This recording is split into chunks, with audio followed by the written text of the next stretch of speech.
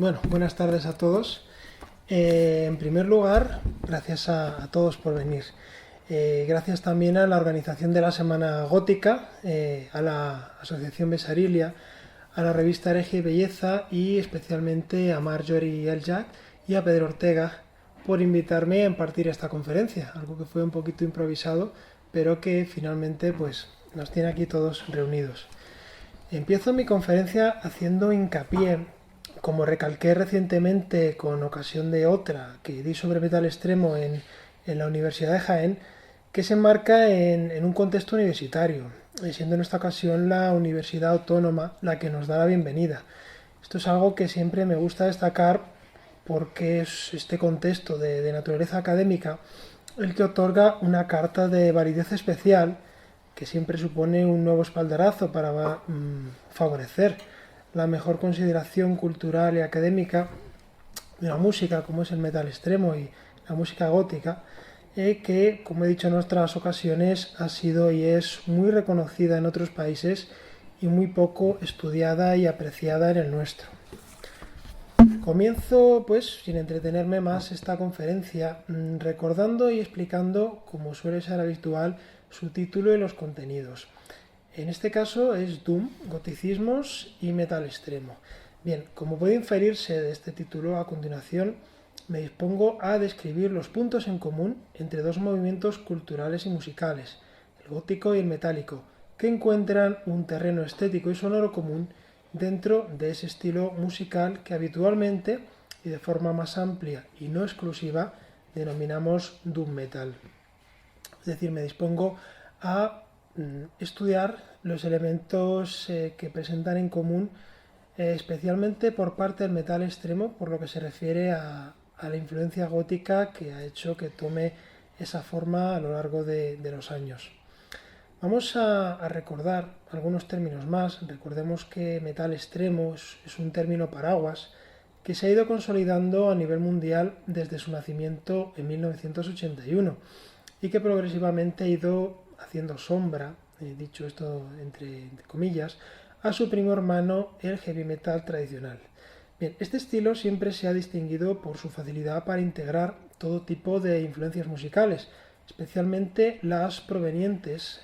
del lado más oscuro de cualquier manifestación cultural sonora. Bueno, dentro del metal extremo, en este sentido, distinguiremos particularmente un cierto estilo o una escisión de él que ha acertado a tomar lo más granado de ese submundo musical oscuro, igualmente escindido del punk y de la new wave que conocemos habitualmente con términos como gótico o, como se llamaba antiguamente, quizá también ahora, siniestro. Nos referimos, como adelantaba antes, al llamado doom metal, del que siempre se ha considerado que nace oficialmente con la publicación en 1991 de la obra magna de la banda británica Paradise Lost, con un disco titulado de forma evidentemente reveladora Gothic. A partir de su aporte, especialmente en Reino Unido, y con una predilección especial por la zona de Halifax, bandas como Anathema o My Dying Bride desarrollarán el citado estilo, que pronto se extendería al resto de Europa, y a su vez daría lugar, con la cada vez más importante presencia del componente siniestro en la música, al llamado metal gótico o gothic metal. En esta conferencia pues estamos narrando el proceso por el cual dicho estilo fue formado y cómo las citadas influencias góticas fueron tomando progresivamente protagonismo desde su tempranísima incorporación al imaginario del metal extremo por los mismos pioneros Celtic Frost hasta los más recientes grupos actuales de metal gótico y su desarrollo ulterior hacia la música más progresiva. En este sentido, hemos de empezar contextualizando y analizando el significado y la significación de cierta nomenclatura referida especialmente a conceptos y periodos que vamos a utilizar repetidamente a lo largo de la charla y que por sí mismos representan varios problemas terminológicos que darían por sí solos para un estudio pormenorizado. Comencemos pues definiendo qué es lo que conocemos por metal extremo. y para ello leo la definición que presenté en mi propio libro. Podemos definir el metal extremo como una tendencia musical popular basada en el rock, cuyos orígenes se remontan a los primeros años 80, que se caracteriza por englobar bajo dicho término paraguas gran cantidad de formas y estilos musicales, muchos de ellos con pocos rasgos comunes, aunque todos basados en la búsqueda de los sonidos más extremos, oscuros, veloces, lentos o violentos que la música pueda crear. Una definición incluso más concisa nos llevaría a decir que el metal extremo es el universo cultural resultante de la fusión primigenia de distintos elementos de punk y metal, y que produjo gran cantidad de estilos musicales, definidos por, a su vez, diferentes influencias culturales e iconográficas que conforman sus diferentes subestilos. Precisamente, uno de dichos subestilos es el que conocemos como Doom Metal, el cual, como sabrán muchos seguidores de esta música, ha planteado muchos problemas formales para acotar exitosamente el tipo de sonido y de universo cultural que define, pues a lo largo de los años numerosas y muy distintas formas musicales han sido definidas bajo la etiqueta de Doom. Por ejemplo, desde el Heavy Doom, influido por Black Sabbath, Pagan Altar, Witchfinder General, Saint Vitus o Candlemas, pasando por el Stoner Doom, The Caius, Sleep o Electric Wizard, al Sludge Doom de I Hate God, Acid Path o Neurosis, o incluso al Drone Doom de Sano, Boris o Earth. Todos estos estilos musicales conllevan suficientes diferencias tanto en su forma como en su contenido lírico y en su estética asociada, como para considerarse variantes perfectamente acotables. ¿Qué es lo que tienen en común? Pues la música, generalmente calificada como Doom, sin importarnos de qué estilo, ya sea heavy metal, stoner, sludge, etc.,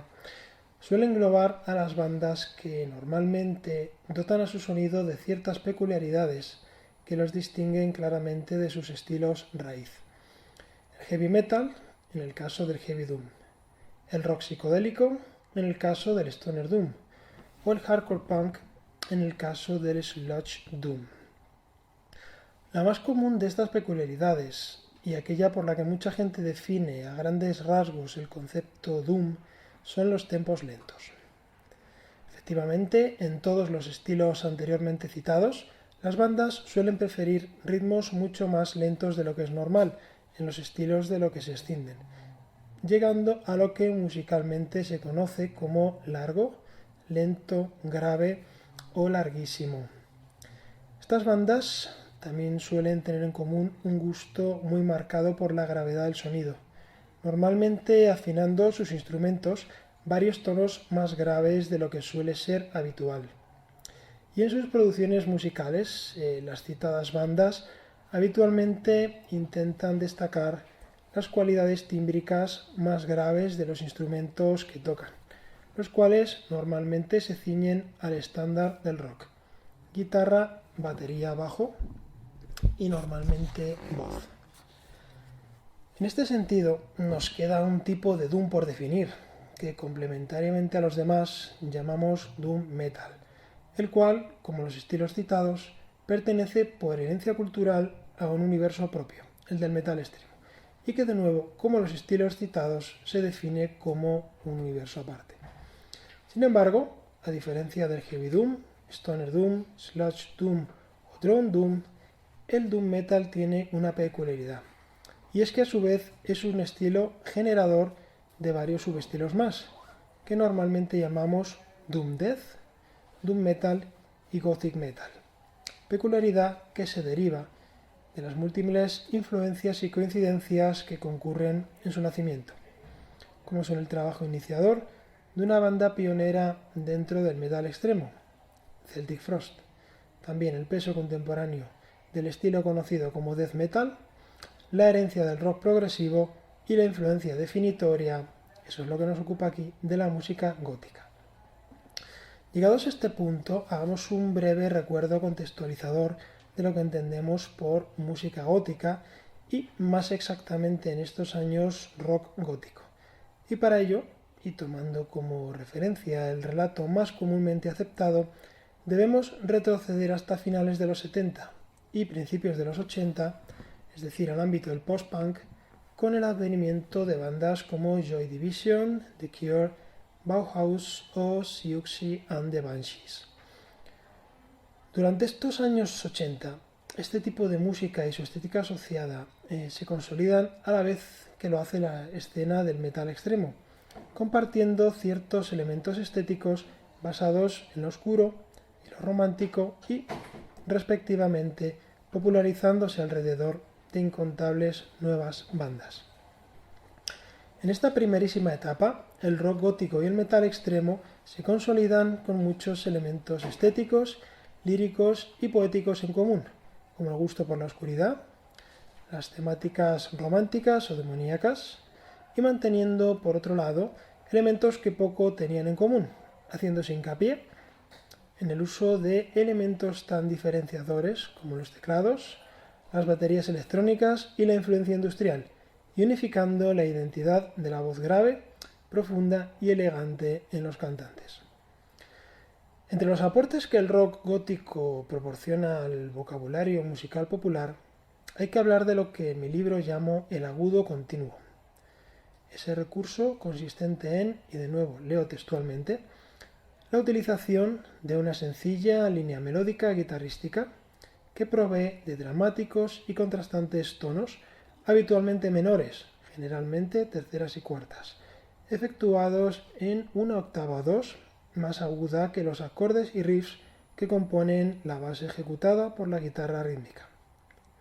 En muchas ocasiones, y siguiendo la tendencia del rock gótico, el sonido de esta línea melódica está modificado por efectos, no solo de distorsión, sino de chorus, delay o flanger, que le dotan de un lamentoso tono expresivo y contribuyen a distinguirlo en la mezcla. Así, a lo largo de los 80, el sonido y la escena del rock gótico se consolidan como uno de los aportes más modernos dentro de la historia reciente de la música popular. Su desarrollo ulterior provoca en esta época una nueva edad de oro protagonizada por bandas como The Sisters of Mercy, The March Violets, The Mission, The Fields of the Nephilim o Christian Death, cuya influencia se consolida durante el resto de la década y bien entrados los años 90. Es precisamente a lo largo de los años 80 cuando se desarrolla también el metal extremo, especialmente a partir del trabajo del conjunto de bandas que hoy conocemos como pioneros del metal extremo y cuyo aporte inicial se puede dividir entre los británicos Venom, los suecos Bathory y los suizos Hellhammer. Recordemos, como decíamos anteriormente, que todas estas bandas partían del elemento punk, del que igualmente surgió la New Wave, aunque en este caso estaba mezclado con un sonido más sucio y potente, que aunque estaba influido por él, poco tenía que ver con el heavy metal tradicional, teniendo mucho más que ver con la mezcla de influencias de un grupo como la banda británica Motorhead. De entre estos primeros grupos o pioneros del metal extremo, es necesario destacar la formación suiza Hellhammer, quienes acertaron a crear en apenas un puñado de demos recopiladas después bajo el nombre genérico de Demon Angels, un tipo de sonido sucio, frío y chirriante que fue absolutamente clave para el desarrollo, años después, del death metal y el black metal. Poco tiempo después de su formación, precisamente para remarcar un cambio de intenciones y objetivos musicales, en 1984 Hellhammer cambian de nombre, reencarnándose bajo el nombre de Celtic Frost y conservando a sus dos miembros más creativos, Tom Gabriel Warrior y Martin Eric Ein, y fichando por el entonces importante sello alemán Gun Records, momento a partir del cual parirían varios lanzamientos que consolidan por sí mismos las posibilidades que el metal extremo habría de ofrecer a la música popular. Así, en 1984, Celtic Frost publican dos EPs, titulados Morbid Tales y Emperor's Return, y que serían particularmente influyentes dentro del underground del metal extremo. Estos dos EPs fueron seguidos por el álbum To Megatherion en 1985, con el que la banda desarrolla por completo sus recursos e identidad personales, mantenidas con éxito mientras paralelamente se consolidaban las escenas del thrash metal, el death metal y el primer black metal.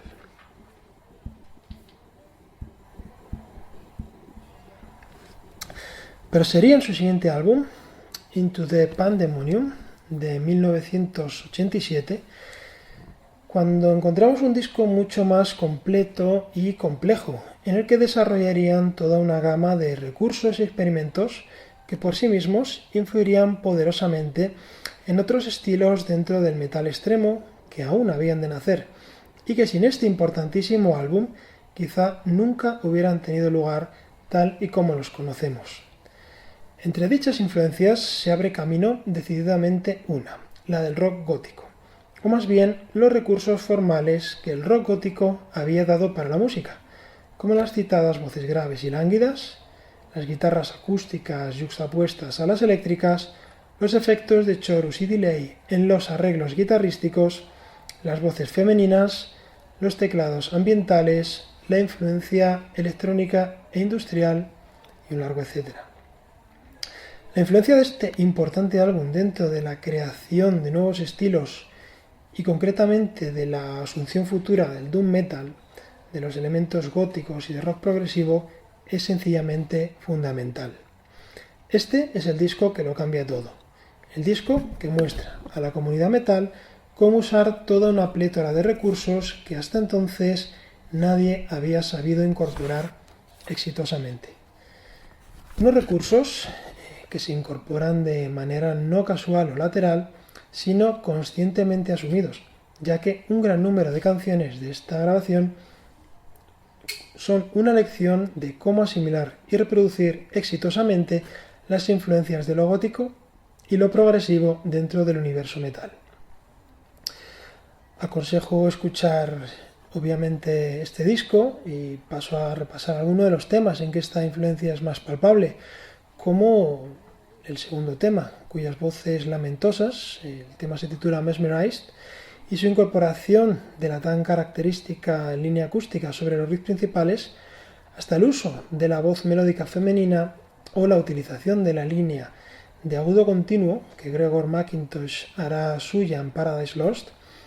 Simplemente esta segunda canción es la demostración práctica de todo lo dicho anteriormente y el punto de contacto entre dos mundos, el gótico y el metálico, que a partir de aquí no haría más que crecer. En este álbum podemos escuchar también, por otro lado, el tema Tristesses de la Lune, para entender hasta qué punto Celtic Frost se anticipan en años a los aportes, que incluso tiempo después se verían como novedosos de ciertas bandas de doom metal y metal gótico. Estamos ante un tema en que una mujer realiza el recitado de un poema de Baudelaire sobre un mero fondo de cuarteto de cuerda clásico, algo nunca visto hasta entonces en el universo metal. Dicha influencia se extiende también a temas como Caress into Oblivion, en que cualquier fan de Anathema podrá reconocer esos ciertos tonos lamentosos que Darren White, su primer vocalista, utilizaba habitualmente. Y no hay más que escuchar unos segundos de One in the Pride para reconocer la influencia del rock industrial, igualmente de raigambre gótica. Algo fácil de comprobar igualmente en el tema I Won't Dance, muy especialmente en su estribillo. Y finalmente, cómo olvidar mencionar Rex Irae Requiem, que anticipa por sí misma toda la explosión del metal gótico sinfónico posterior al año 2000. Bien, sin embargo, y pese a que Celtic Frost podían haber desarrollado este camino su siguiente lanzamiento no estuvo a la altura de lo esperado. Su disco siguiente, titulado Cold Lake, se inclinó decididamente hacia presupuestos más rockeros y la credibilidad del grupo cayó, no siendo capaz de recuperarla hasta casi 2 décadas después con Monotheist en 2006, así como su trabajo posterior de Triptykon tras su cambio de nombre de nuevo. Así que, bueno, ¿quién recogería en ese momento dentro de la escena metal la influencia gótica y todo lo que, tal y como habían demostrado Celtic Frost, podía aportar? Tenemos que trasladarnos de nuevo, esta vez a Halifax, en Inglaterra, donde tan pronto como en 1988, y recordemos que Into the Pandemonium es de 1987, una joven banda llamada Paradise Lost publica su primera demo, en cuyo título y forma es inmediatamente reconocible su admiración y raigambre por Celtic Frost. La demo se titula Morbid Existence. Paradise Lost publicarían 4 demos más y un álbum, Lost Paradise, en que realizaron un aporte evolutivo fundamental. La mezcla del sonido básico de los repetidamente citados Celtic Frost con un enfoque completamente death metal en las voces y las guitarras, un aporte que hoy en día consideramos el punto de partida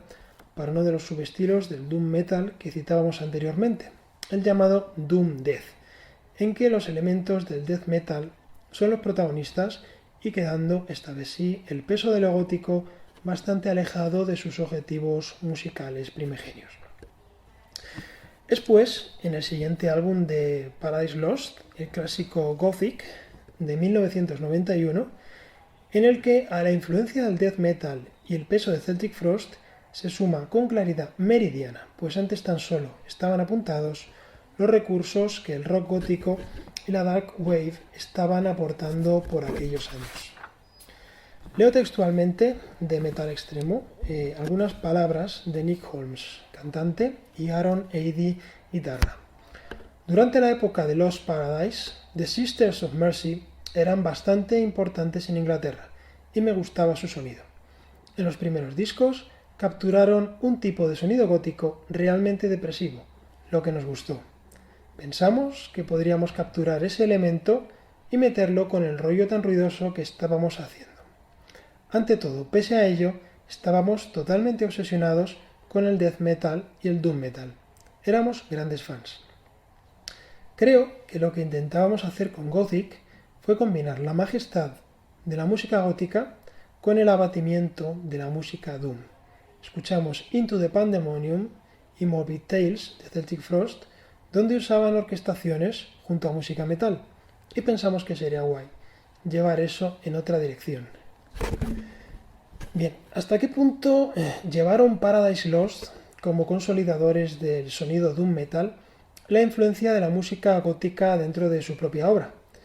Como sabe cualquier oyente de la banda, en discos posteriores Paradise Lost dejan de lado poco a poco y disco a disco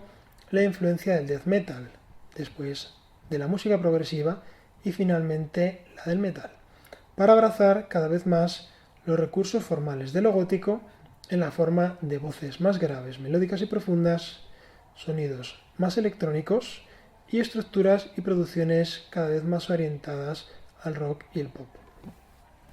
Esta investigación en los recursos con que la música gótica, en su más amplio sentido, podría enriquecer su sonido, puede verse especialmente a través de los álbumes Icon, Draconian Times, One Second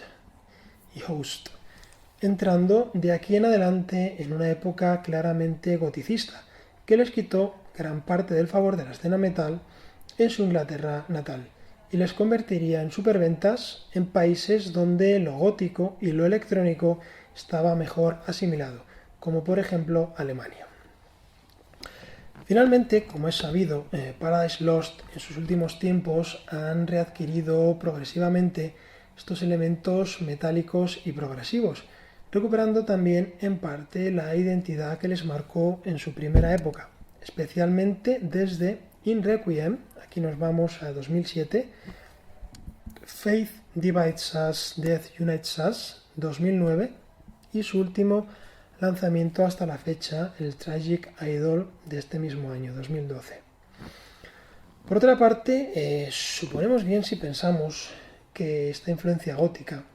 no se agota en Paradise Lost. ¿Puede decirse pues que los elementos góticos afectaron de la misma manera a otras bandas del momento? Los otros grupos que suelen citarse como generadores de la explosión del doom metal en los años 90, es decir, Anathema y My Dying Bride, partieron de una base similar, la del death metal, pero terminaron evolucionando de maneras diferentes. Anathema virando hacia el rock progresivo, a la influencia básica de Pink Floyd, y My Dying Bride reteniendo su esencia más doom metálica originaria. Esto no quiere decir que ambas bandas no tuvieran influencias góticas, pues para la época estas se hallaban ya dentro del sonido básico de muchas bandas. Pero no fue lo gótico en la música lo que dichos grupos explotaron tan conscientemente como lo había hecho Paradise Lost.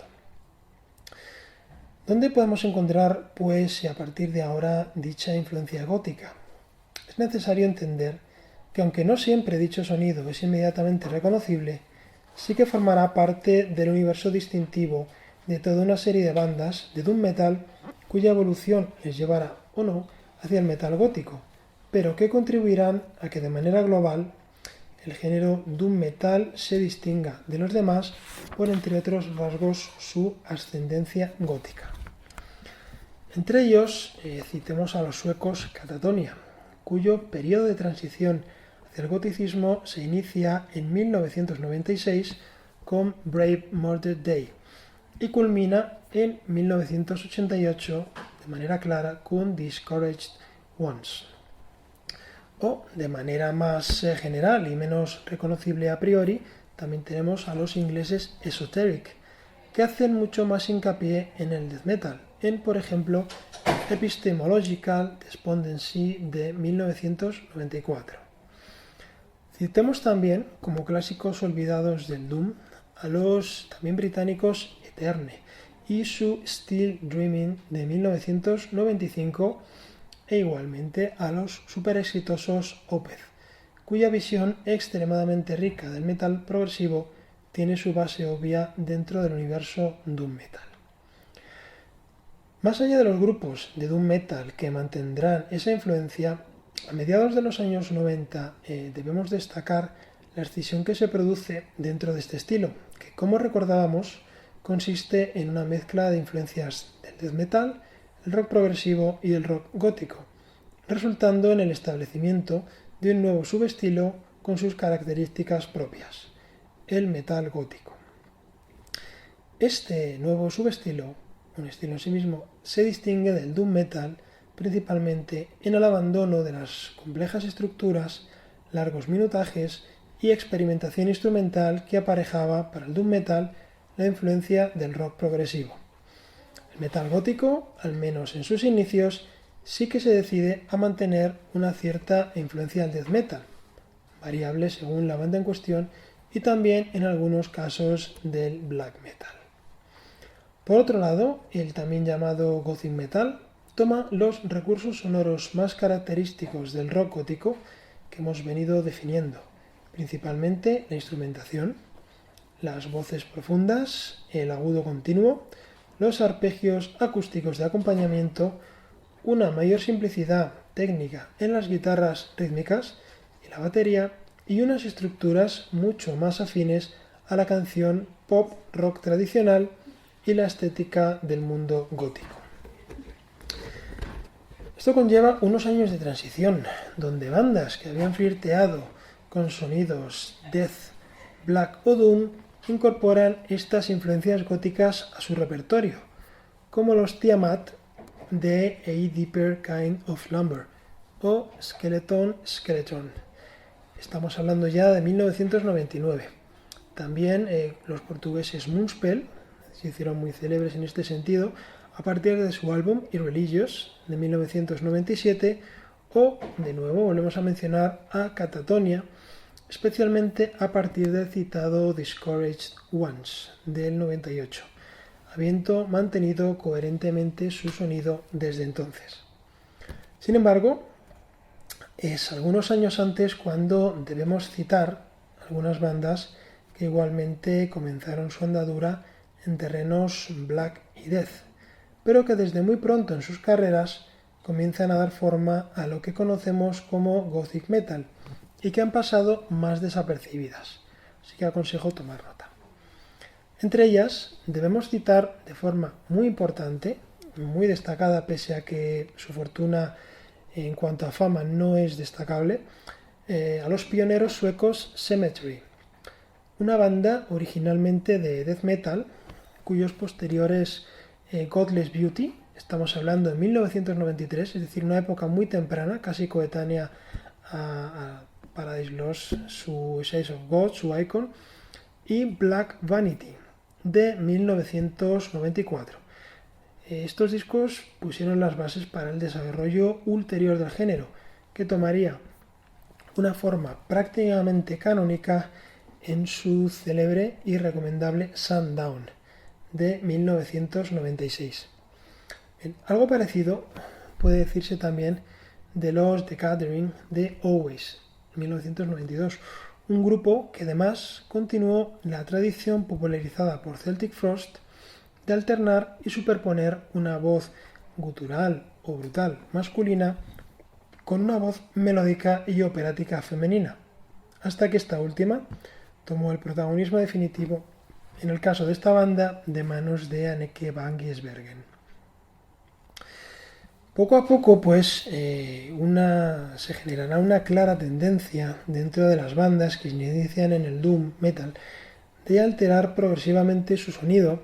para adquirir influencias góticas, como los griegos Nightfall, especialmente a partir de este disco, Lesbian Show, de 1997, a los que hay que sonar bandas como As Divine Grace, a partir de este álbum, Supremature, o los más conocidos, luego ganarían una fama notable, Theatre of Tragedy, especialmente a partir de Aegis, de 1998. Debemos citar en este recorrido igualmente a los fineses Tristitia, y en concreto este disco, One with Darkness, de 1995.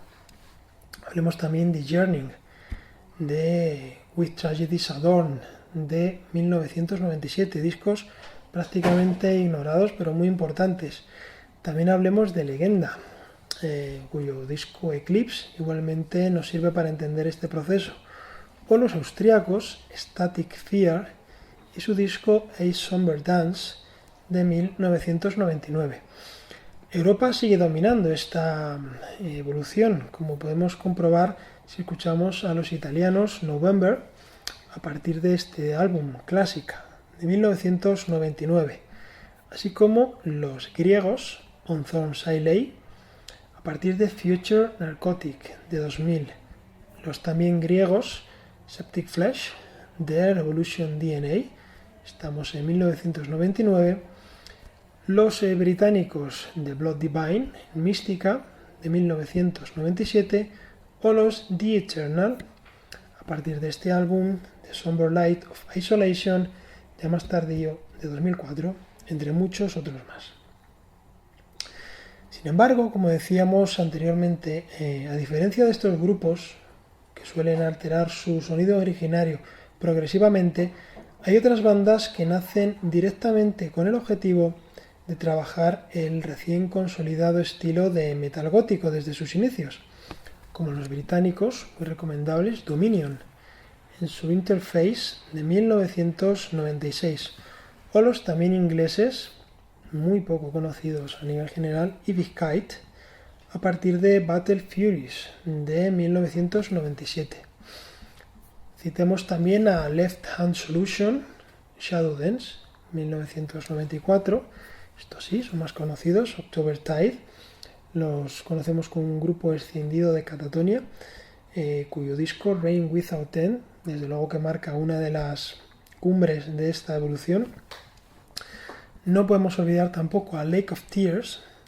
su disco A Crimson Cosmos. Es un poco más heterodoxo, pero nos vale igualmente en esta enumeración. Los muy recomendables y muy poco conocidos belgas Dance Macabre, y especialmente este disco llamado Toten Tans, en que los homenajes a los años 80 son bastante destacables, o los finlandeses de Coria en Wisdom Floats. Sigo insistiendo, en una fecha tan tempranísima como 1995, o su Fall Dark Waters de 1996. La evolución continúa. Citemos a This Empty Flow en Magenta Skycode 1996, Throws of Dawn, Quicksilver Clouds de 2004, o los alemanes Crematory en Illusions 1995. Seguimos, porque esta larga enumeración sirve especialmente para que veamos cómo en este mediados de década realmente esto era un estilo en auge, en el que no me consta hasta qué punto llegó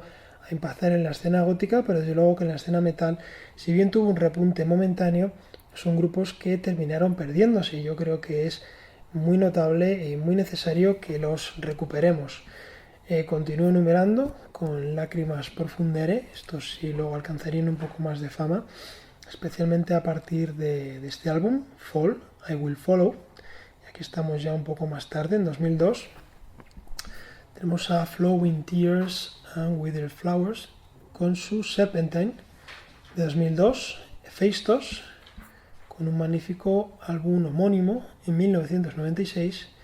los italianos Théâtre de Vampire con este álbum, The Vampire Chronicles de 1999, los también italianos Cultus Sanguine en Shadow's Blood de 1997, o los milaneses Monumentum de In Absentia Christi del año 95. Bien, con esto completaríamos un segundo punto dentro de esta evolución. Hay un tercero dentro del desarrollo de este estilo musical, que nos lleva de nuevo a bandas en las que las influencias Death, Black y Doom están subordinadas a la intencionalidad gótica, es decir, hemos cambiado las tornas del juego. De empezar del Doom y del Death Metal a meternos en terrenos góticos, empezamos a tener bandas de metal gótico a las que les interesa este otro tipo de influencias anteriores o primigenias. Para mí esto es lo que hace que la etiqueta del metal gótico adquiera y retenga su validez como estilo independiente, es decir, es capaz de agregar sus propias influencias y de jugar desde sus propios bases con otros estilos. Así, hablamos ahora de grupos que parten de nuevo de la intención originaria de presentarse como bandas de metal gótico. Esto es importante, observándose claramente en el trabajo de bandas como los finlandeses Rapture en Songs for the Withering de 2002, los suecos Visage en Black Emotions de 2000, los suecos Draconian de Where Lovers Mourn de 2003, los más black metal pero influidos en cualquier caso por lo gótico Life Lover con su debut Pulver de 2006, los alemanes Betray My Secrets de Oh Great Spirit 1999, los rusos Forest Stream de Tears of Mortal Solitude de 2003, los franceses Penumbra de The Last Bewitchment, los portugueses más conocidos Ava Inferi de Burdens 2006, los norteamericanos igualmente conocidos The Late Dice de Dismantling Devotion de 2006, o una rareza geográfica, los jordanos Bilocate de Dysphoria. Bien, un cuarto momento, y con esto vamos terminando, fue inaugurado a final de los 90 y prácticamente llega hasta la actualidad, y eso incluiría toda la plétora de bandas de lo que se ha dado en llamar metal gótico sinfónico. Evidentemente ha tenido un éxito masivo y, por decirlo así, ha cambiado las reglas del juego. ya no estamos en el underground, ya no estamos entre bandas desconocidas, sino que tenemos grupos que son superventas, que hacen grandes giras, que hacen mega conciertos y bueno, cuya forma ética y estética, pese a que tienen obviamente puntos en común entre metal y goticismo, como digo, cuya forma ética y estética se aleja excesivamente de los elementos primigenios de metal extremo que son objeto de esta charla. Yo creo que es un tema que merece una conferencia por sí mismo. También existe otro campo de estudio que me comentaban hace unos días, que a mi entender está inédito y seguro que hay aquí, o entre las personas que escuchen o lean esta conferencia, yo animo a cualquier experto en música gótica a que realice este estudio, que es precisamente lo opuesto a esta conferencia. Es decir, cómo adquiere los grupos tradicionalmente góticos o que vienen de ese universo musical y cultural, cómo adquieren las influencias de metal y de metal extremo. Es algo que puede verse, por ejemplo, en la obra de bandas como Lacrimosa, que en un momento dado empiezan a adquirir este tipo de influencias y no son los únicos. Entonces, ahí yo soy el primero que siento una curiosidad enorme por saber este proceso, cómo se lleva a cabo, y a cualquiera de vosotros os animo a llevarlo a cabo y seguro que la Semana Gótica estará más que encantada de teneros aquí para que nos informéis. Así que bueno, como colofón, yo quiero decir que el metal gótico, para resumir, surge desde sus orígenes como una tendencia fiel al espíritu de los pioneros de los dos mundos de los que se nutre, tanto del universo metal, muy especialmente de los citados pioneros Celtic Frost, como de los aportes de un gran número de bandas góticas, de Joy Division a nuestros días. Una tendencia musical en suma que aún tiene grandes discos y grupos por dar y esperemos nos proporcionen muchos años más de buena música. Muchas gracias.